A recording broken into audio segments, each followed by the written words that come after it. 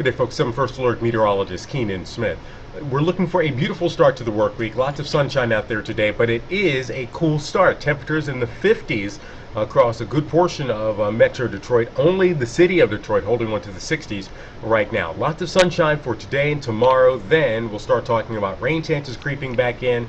And we have 70s in the forecast, not just for a day or two, but we could actually squeeze out 3 days this week with temperatures peaking only in the 70s. So if you like cooler temperatures, almost a taste of fall, you're going to get that in short order. For today, we're looking at temperatures that will climb to 82 in Detroit and Plymouth, 83 in Ann Arbor, 83 in Adrian. So it's going to be a seasonably warm day for us. Our skies will be clear thanks to high pressure that has settled in across the Great Lakes. That'll mean light winds today and tonight. And you can see by the time we get to Tuesday morning, there's a little front that's up to our north, and that will bring showers to the northern lower as close as the Saginaw Valley, but we expect to be dry here across Metro Detroit. No big thunderstorms in the forecast today. There'll be some showers down in the southeast and then back out to our west, but for us, we'll look for a pretty quiet day.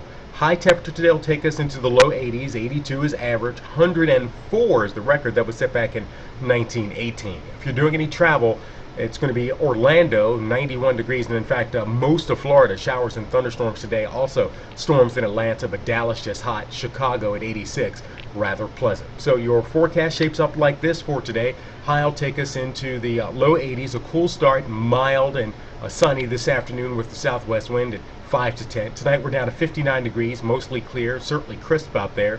Temperatures push into the upper 80s tomorrow at 88.